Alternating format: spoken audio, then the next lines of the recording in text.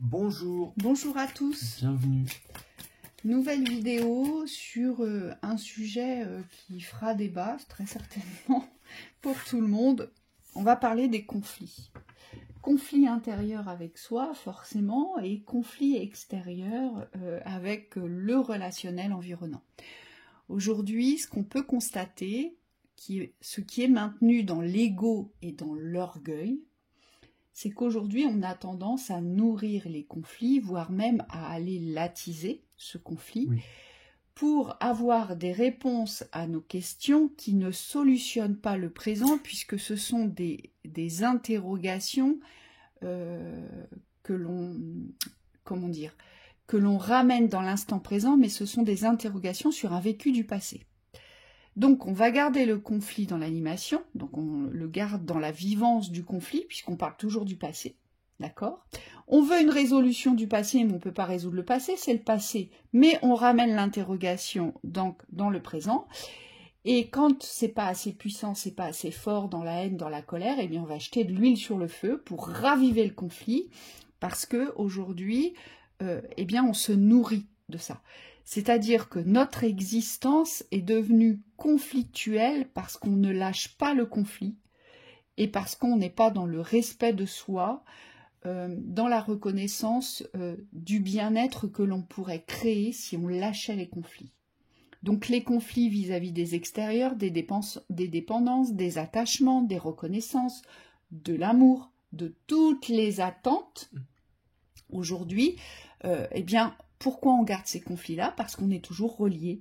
Et puis, il y a le conflit du déni. C'est celui où on ne veut rien voir. Et donc, on le laisse sous le tapis, mais ça ne règle rien. Donc, la situation est toujours autant conflictuelle, même si on n'attise pas le conflit. Le conflit est sous-jacent. Donc là, on pourrait le comparer à un volcan. C'est-à-dire qu'il va grandir, il va grossir dans toute sa puissance intérieure jusqu'à ce que ça sorte. Et en général, ça ne sort pas de la bonne manière, puisqu'on a retenu ce conflit trop longtemps. Oui. Et quand ça explose, c'est la descente vertigineuse, si je puis dire. Hein. Donc le but aujourd'hui, les guides nous disent, est de bien comprendre que le conflit déjà part de soi. Ah, et là je vous entends, il y en a nombreux qui disent, alors là c'est pas vrai. Hein. C'est vrai. Et je vous comprends, parce que on a tendance à rester dans la victimisation du conflit. Oui. Mais moi, je ne suis qu'une victime dans le conflit parce que c'est pas ce que je veux. C'est pas ce que je veux, mais quand même, je lui reproche ça, et puis il a dit ça, il a dit ci, il a fait ça, il a fait ci, alors que moi, j'étais quand même très gentille, très agréable, très accueillante, mais il m'a quand même attaqué là-dessus. Vous voyez, donc on est toujours dans la recherche du conflit parce que on veut attaquer l'autre, on veut faire porter la responsabilité à l'autre du conflit. Mais dans le jeu, on me dit, il n'y a pas de méchant, il n'y a pas de gentil, il n'y a que le respect de soi dans ce que vous souhaitez vivre aujourd'hui. Qu'est-ce que vous voulez pour vous? Si c'est le bonheur, si c'est la paix, si vous voulez être dans la tranquillité, si vous voulez être dans l'amour de votre existence, eh bien aujourd'hui, il faut poser une paix définitive sur les conflits et être en paix avec ça. Quand on pose une paix, on ne revient plus sur les conflits. Oui. On ne les nourrit plus et surtout on ne les attise plus. Et donc on ne va plus chercher à comprendre ce qui a été, ce qui s'est passé et pourquoi. Parce que ça ne fait plus partie du présent. Oui. Les conflits viennent souvent du fait qu'on veut obtenir quelque chose, une valeur de l'extérieur. Donc on va être en conflit avec le tiers, avec l'extérieur pour aller chercher quelque chose. On me dit qu'on devrait se donner soi-même, puisque le propre de l'être humain, c'est de se nourrir soi. Il doit être en capacité aujourd'hui, nous devons être en capacité de nous nourrir sur nos besoins fondamentaux et surtout ne pas les attendre des extérieurs. On me dit c'est la première condition à la résolution du conflit, c'est comprendre qu'on a toutes les ressources en soi, avec soi-même. Une fois qu'on a reconnu qu'on avait des solutions potentielles à l'intérieur, le but ça va être de pacifier les extérieurs, c'est-à-dire de ne pas reprocher aux autres ce qu'ils nous ont fait, on me dit, mais de rester dans une vision de justice et de justesse intérieure.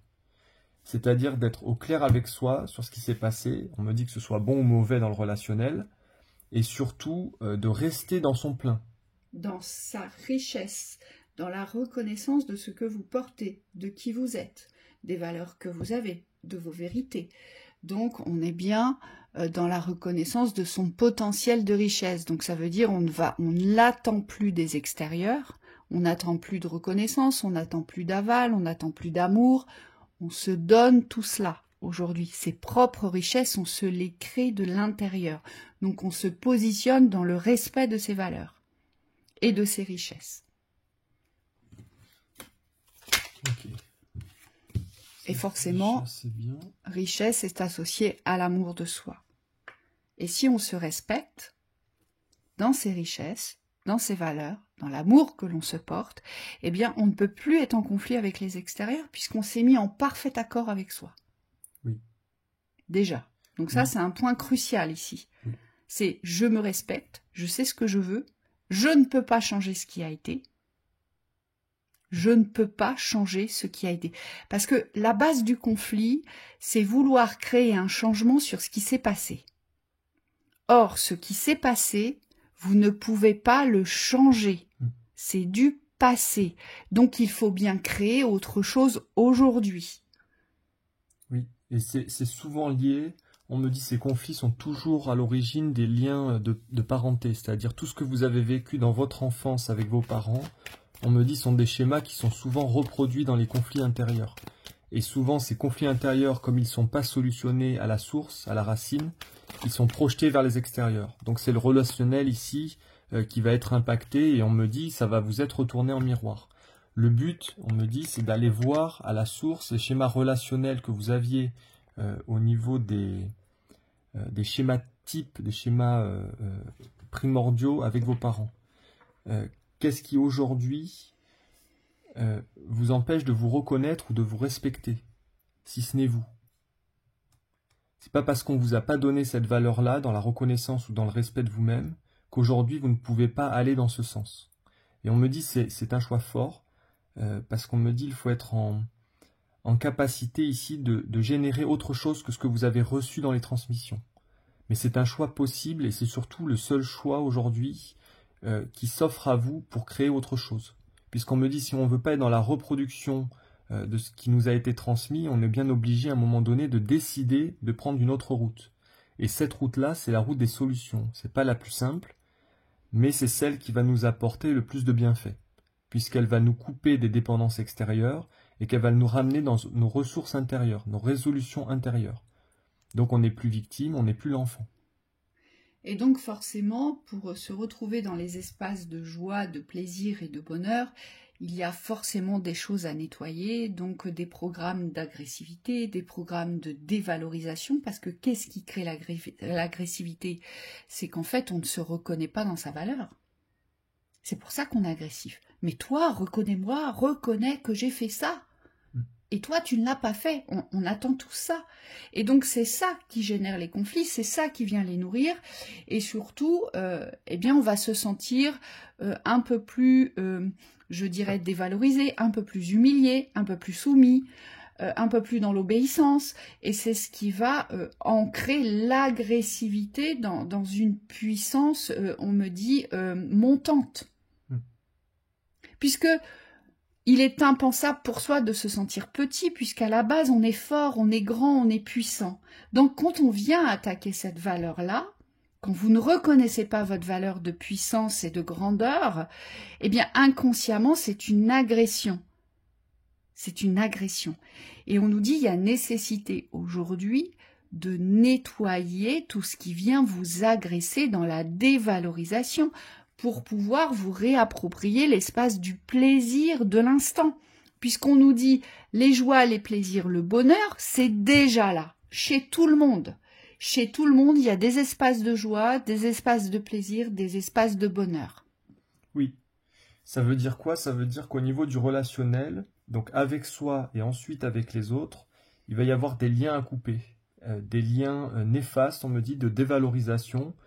Si aujourd'hui vous vous reconnaissez dans cette valeur du respect, de l'amour, de la paix, de la reconnaissance, vous allez avoir nécessité d'ajuster votre relationnel et donc forcément, on me dit le relationnel qui est bloquant, donc qui est dans la dévalorisation, qui est dans le manque de respect, de reconnaissance, il va être porté à distance. C'est-à-dire que vous allez prendre vos distances avec ce relationnel qui n'appartient plus au code du respect de l'humain, j'entends, le respect de soi, ou la reconnaissance de soi.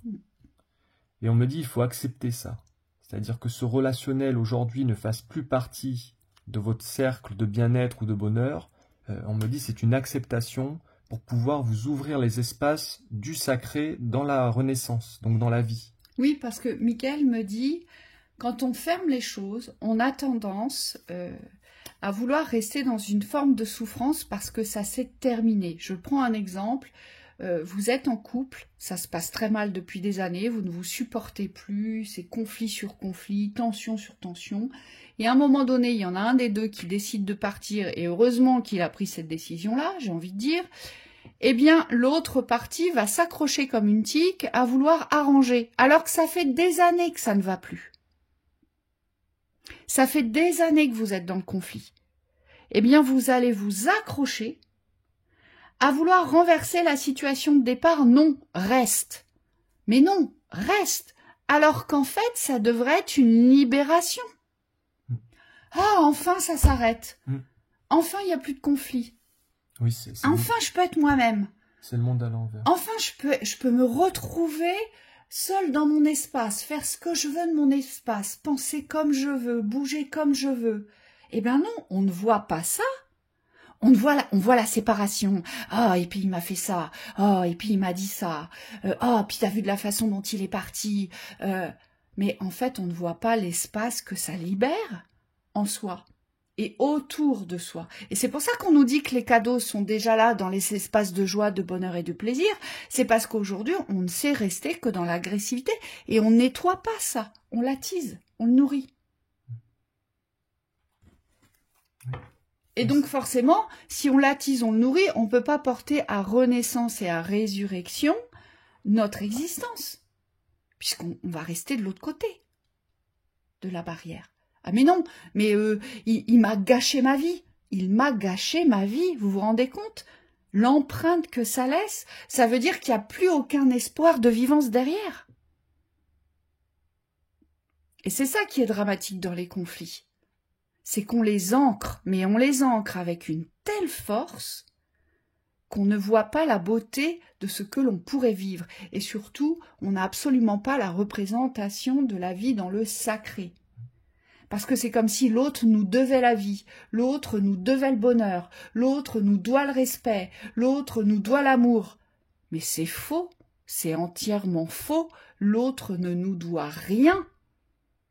On se doit tout.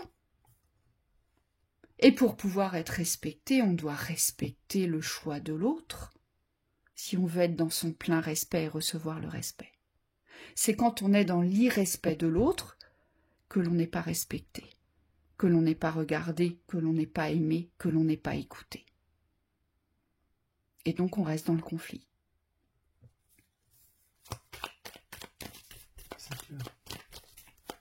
Et ça nous porte préjudice parce qu'on nous dit ce sont que des schémas dans la répétition, en fait, ici. Que dans la répétition parce que on va se border d'illusions. On sait que c'est terminé, on sait que nos chemins se séparent et que ce soit avec des parents, avec des amis, dans une union, dans un contexte professionnel. On le sait, on l'a très mal vécu, on en a souffert et pourtant on s'illusionne encore. Oui. Là, on nous dit au niveau émotionnel, c'est comme s'il fallait accepter que les phases de repos sont nécessaires ici. Donc on me dit c'est accepter de poser aussi des temps de calme, d'accalmie pour que ça puisse redescendre. Parce que souvent les conflits sont portés dans l'émotionnel.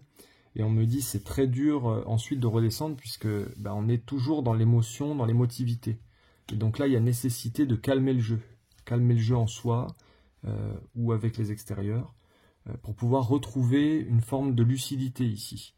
C'est une forme d'énergie, certes, mais on me dit de lucidité, donc positive, constructrice, d'avoir une pensée créatrice et non destructrice. Et on me dit éviter d'agir dans l'immédiateté, parce qu'en fait, dans la panique ici, c'est comme si on était porté à réaction, oui, exactement. Et quand on est porté à réaction, on me dit on est rarement juste, on est rarement à l'écoute de soi. On est toujours dans la réaction Et donc forcément, c'est retourner vers soi.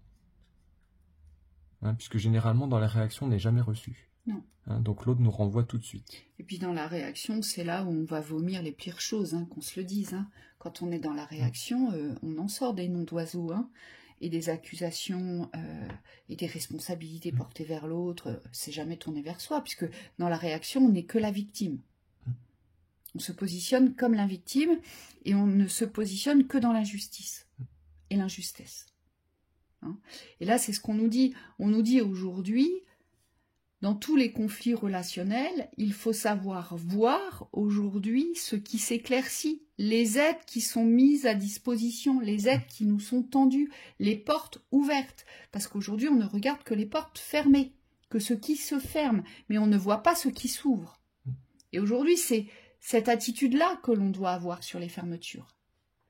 La fermeture, la rupture, les séparations, ce n'est pas source de souffrance, c'est source de libération.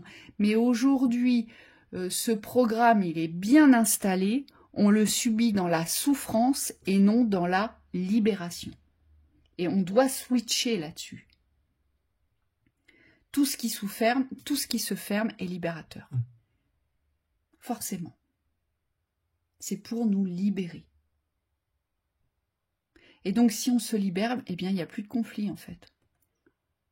Pourquoi? Parce qu'on accepte la fermeture et parce qu'on prend ses responsabilités de la fermeture. Mais oui, mais en fait, c'était plus possible, c'est vrai. Pourquoi je m'accroche? Pourquoi je me rends malheureux? Je me suis tant sacrifié. On a tant abusé de moi. On m'a manipulé. Vous voyez? Il y a cette prise de conscience aussi. C'est pour ça que ne réagissez pas, ne soyez pas dans la réaction immédiate, mais posez vos réflexions et tournez-les vers vous, vos réflexions, et non vers les autres. Il ne faut pas que ce soit des réflexions accusatrices aujourd'hui. Oui, personne n'est responsable ici de vos agissements, de vos comportements, de vos attitudes. C'est comme s'il fallait vous reconnaître dans cette responsabilité pour pouvoir justement retrouver des espaces de paix ici, de maîtrise. On me dit, plus vous allez être dans cette acceptation que vous êtes responsable aujourd'hui de ce relationnel, et moins vous allez en subir les foudres. Hein, parce que le but ici, c'est pas tellement de projeter ou de recevoir des conflits, c'est vraiment d'arriver à une forme de paix, on me dit d'équilibre aussi dans le relationnel, pour ne pas subir. Pour sortir du conflit, il faut fermer le conflit. Vous ne pouvez pas faire fi de sortir d'un conflit en le remettant sur la table tous les ans ou tous les 6 mois, ou vous voyez, c'est juste pas possible. Quand on sort d'un conflit, il n'existe plus, le conflit. Oui, ça veut dire qu'au niveau de la culpabilité, il y a peut-être des choses ici à laisser dans le passé. Hein, si vous vous sentez coupable de certains actes, on me dit vis-à-vis de certaines personnes, c'est des choses qu'il faut traiter en vous, qu'il ne faut pas générer vers les extérieurs, mais c'est avec vous-même ici que vous devez vous pardonner. Et si vous êtes dans le jugement des extérieurs, là on me dit c'est à vous aujourd'hui de revenir dans une forme de tolérance, d'acceptation de l'autre, des choix de l'autre, de l'état d'avancement de l'autre aussi, pour pouvoir accepter que finalement vous êtes à votre place et la personne est à sa place. Et on me dit dans ce sens-là, il y a une forme de distance qui s'installe, mais ce n'est pas une distance éloignante, c'est un respect mutuel, où il n'y a plus d'interaction envahissante de l'un ou de l'autre. Et on me dit, dans cet échange-là, c'est juste. On arrive à fonctionner. Et surtout, on me dit, on ne se projette pas les torts les uns sur les autres. Non, parce que ça n'appartient qu'à l'orgueil et à l'ego. D'accord? C'est parce que cet orgueil et cet ego, ils nous gardent dans un positionnement « Oh, mais c'est pas de ma faute. Hein. Alors là, c'est pas moi qui ai créé ça. » Alors qu'en fait, on est tous responsables de ce que l'on vit. Aujourd'hui, on a une part de responsabilité. On a vraiment une part de responsabilité. Et c'est ce que les guides veulent nous faire comprendre, c'est qu'aujourd'hui, on a vraiment une justesse et une justice à prodiguer sur tous ces conflits dans le relationnel, aujourd'hui. Il ne faut pas oublier que nous sommes des individus jugeants. Nous jugeons les autres. Alors ça... c'est notre plus grande force. Oui, c'est champion du monde. Voilà, on juge les situations des autres, on juge leurs avancées, on est en train de juger leur construction, ce que vous faites, ce que vous ne faites pas. Or, on n'a pas à se juger, nous sommes des êtres imparfaits. On ne nous demande pas d'être parfaits, mais on nous demande de trouver notre justesse aujourd'hui. Comment voulez-vous ne pas être jugé par les autres si vous-même vous portez à jugement sans cesse. C'est ça. Après, il y a toutes les envies, il y a toutes les jalousies, il y a tous les envieux, ce qu'on envie, ce qu'on n'a pas. Ah, il a tout, moi j'ai rien. Ah, toi t'es riche, moi je suis pauvre. Ah, toi t'es en couple, moi je suis toute seule. Mais c'est terrible d'entendre ça. Personne ne se réjouit sur le bonheur des autres. Moi, je trouve ça dramatique. Ça, c'est quelque chose qui m'a toujours choquée, moi. Pourquoi est-ce qu'on n'est pas heureux pour le bonheur des autres? Pourquoi est-ce qu'on n'est pas heureux pour la réussite des autres? Eh bien, parce qu'on envie les autres, donc ça veut dire qu'on a très peu de considération pour sa propre existence. Donc, forcément, notre existence n'a pas de valeur. Si on ne se considère pas, ça n'a pas de valeur. Mais par contre, on va porter à valeur l'existence de l'autre. Ah bah, il a tout réussi, et puis moi j'ai rien. Ça peut aller très loin. Et on se torture soi-même. On me dit, on crée des absorptions béantes de noirceur, de négativité, alors qu'en fait, si on était simplement satisfait de soi, aujourd'hui, eh bien on serait très heureux pour les autres. De toute façon, ceux qui sont heureux pour les autres, c'est ceux qui sont satisfaits de leur existence aujourd'hui. Parce qu'ils n'ont rien à envier aux autres. Ils aiment leur vie, ils s'aiment, ils savent de quoi ils sont capables dans la création, et ils aiment le vivre. Ils le vibrent. Oui, puis on me dit qu'ils n'échangeraient pas leur vie. Voilà. C'est surtout ça, mais c'est parce qu'aujourd'hui, on n'accepte pas de vivre nos expériences, et c'est aussi de là que part le conflit. C'est « Ah mais non, mais moi je ne veux pas vivre ça, je veux ça. » Je veux être comme l'autre. Voilà, je veux ça. Pourquoi lui il a ça tout de suite et pas moi? Bah parce que toi, tu as peut-être une autre blessure, c'est un autre chemin, donc tu dois passer par ce passage-là avant d'arriver peut-être... Et ça ne veut pas dire que c'est moins bien. Voilà, absolument. Mais ça, on ne le reconnaît pas. Parce qu'on voit toujours la pelouse plus verte chez le voisin. Mais nous, il suffirait peut-être de l'arroser, notre pelouse, vous voyez, pour qu'elle devienne verte. Il faudrait peut-être s'en occuper, s'en préoccuper aussi. Et donc, toutes ces sources de conflits partent de nous. Nous les créons, nous les générons, nous les entretenons, nous les nourrissons. Et puis surtout, parfois, on a tellement vécu dans le conflit qu'on ne peut plus faire autrement que de vivre par les conflits. Pourquoi? Parce que ça anime notre existence. S'il n'y avait pas de conflit dans ma vie, mais qu'est-ce que je ferais, quoi? Vous savez, c'est les personnes qui pensent pour vous, qui parlent pour vous, qui vous disent ce que vous devez faire, comment vous devez le faire, parce que ces gens-là s'occupent de tous les conflits extérieurs, de tout ce qui se passe, et c'est les premières critiques qui tombent, parce qu'ils aiment porter à fort, je dirais, à fort impact la critique de ce que vous faites, quand vous le faites, comment vous le faites. Eh bien, sans les autres, ils n'ont pas d'existence parce qu'ils ne se sont jamais regardés. Ils n'existent pas. Et ça, c'est dramatique. C'est dramatique. Vous savez, c'est ceux qui viennent vous reprocher ce que vous faites. Mais eux ne font rien. Mais alors, ce sont les champions du monde pour vous dire « Ah bah vous avez dit ça, ou vous avez fait ça, oh puis ça c'est pas... Franchement, c'est pas terrible, quoi. » Mais vous faites quoi, vous? Mis à part critiquer les autres, que faites-vous? Vous voyez, donc les conflits partent bien de nous. Ça vient bien de soi, le conflit. Et pourquoi? C'est parce qu'on est d'abord en conflit avec soi. On n'est pas au clair avec soi. Et donc on n'est pas dans le respect de soi. Ni dans la valeur, ni dans l'amour, quand il y a des gros conflits. Tout part de l'amour de soi. Une synthèse? Non. Je dirais celui-ci, moi. Ok.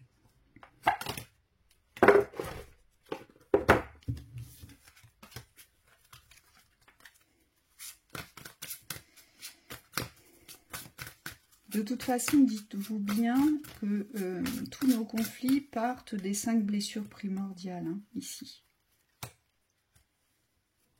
Et ils sont d'autant plus difficiles aujourd'hui à résoudre quand on ne veut pas voir et que l'on est dans le déni, on me dit, ici.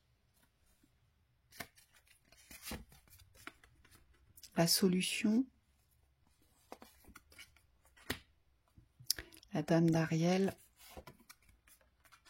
Chevalier d'Ariel et Chevalier de Raphaël. On nous dit la solution, la réussite passe par le compromis, self-control et patience, pardon et énergie curative, énergie de guérison. Aujourd'hui, on doit être en capacité de pacifier les situations antérieures, on doit être en capacité de pardonner et on doit être en capacité de se guérir, d'accueillir les guérisons. Accueillir les guérisons, c'est libérer toutes les haines, toutes les colères, toutes les rancœurs. Oui, ça se passe au niveau du cœur. Et toutes les attentes, on me dit. Il n'y a que comme ça que l'on peut poser le pardon et que l'on peut se réapproprier un équilibre intérieur. Donc c'est se pardonner soi, parce que souvent on a des choses à se pardonner, et pardonner la situation dans sa globalité. Oui, c'est pas un pardon qui est tourné que vers les autres. Hein. On Non. dit, ça prend toujours en compte soi. Ensuite, on a le Chevalier de Raphaël, romantique, artistique, poétique, replié sur soi-même. Relation fondée sur un engagement profond. Vous vous emballez, votre cœur palpite. Donc une fois qu'on a franchi l'étape des guérisons du cœur, on s'ouvre à un nouveau relationnel. Donc c'est un relationnel basé sur l'engagement. Donc avec soi, on est dans l'engagement d'amour. Et avec les autres, on me dit, on est aussi dans l'engagement d'amour. C'est-à-dire qu'on garde cette cohérence, on me dit, au niveau de la sincérité de l'ouverture. Ça ne veut pas dire qu'on est ouvert à tout, mais c'est qu'on est dans un relationnel basé sur le cœur. Donc on va être en capacité de reconnaître les gens qui sont ouverts, et on va être en capacité de se respecter quand il le faut. Et de savoir fermer avec les gens les relations qui ne nous correspondent plus, donc les relations de souffrance, on me dit, ici. Oui. Les relations portées à souffrance. Oui. Hein. Dame d'Ariel, mature à l'esprit pratique, généreux, heureux. Prenez soin de vous et de ceux que vous aimez, capacité à rendre tout plus beau, conseil pratique et sage. Oui, c'est ça. Là, c'est la vision. Hein. Cette dame d'Ariel, elle nous parle de la vision des richesses, mais de toutes les richesses, dans la nourriture, dans la vivance, dans la prestance, dans l'ancrage, dans la construction. C'est ça aujourd'hui, c'est porter un regard différent aujourd'hui, et donc c'est prendre soin de ceux que l'on aime, que l'on chérit le plus, qui nous le rendent bien dans le partage, d'accord ? Donc on est animé par ça, et puis surtout, on a cette capacité à voir le meilleur. Et ça, c'est important. Chevalier d'Ariel, digne de confiance, compréhensif, dévoué, drôle. Vous avez tant à faire, définissez un programme très détaillé. Une personne gentille veille sur vous. Moi, on me montre, c'est comme si aujourd'hui, vous n'êtes plus dans l'indifférence vis-à-vis d'autrui. Vous avez aujourd'hui la capacité de voir qui l'autre est. Et donc, il n'y a plus de distance, on me dit, à poser par rapport aux apparences ici. C'est vraiment se reconnaître dans cette confiance et donc d'être en capacité ici de reconnaître l'autre aussi, malgré les apparences. Parce qu'on me dit parfois, certaines personnes qui peuvent paraître différentes ou blessées, portent en elles cette véritable ouverture du cœur. Et on me dit aujourd'hui, il faut être en capacité de voir au travers, c'est-à-dire de reconnaître les gens pour ce qu'ils sont, pour pouvoir créer des relations dignes de confiance. Dans la compréhension, dévouée, drôle, parce qu'on me dit l'humour en fait bien partie. Oui, oui, l'enfant intérieur joue un rôle, hein, évidemment. Aujourd'hui, vous a fait une vidéo d'ailleurs là-dessus, oui, sur l'enfant intérieur qui vous bloquait à la joie, au plaisir et à l'amour. Beaucoup de personnes sont dans des situations comme ça parce que vous ne restez que dans des espaces de souffrance. La souffrance génère les conflits. Et donc, il faut absolument aller voir cet enfant intérieur parce que c'est lui, aujourd'hui, qui va vous ramener dans l'amusement et le jeu de la vie. C'est important. Oui, ouais, le relationnel, c'est pas que l'adulte. Oui, c'est pas que le sérieux. Hein. Ouais. C'est tout un espace de vivance, mais de vivance dans la bienveillance, dans la bienséance, et puis surtout dans la joie, parce que le but, c'est de vivre, c'est pas de subir ou de survivre. C'est vraiment ça aujourd'hui. Hein. Donc, merci au guide pour cette belle lecture. Merci. Bon courage à vous tous. Au revoir.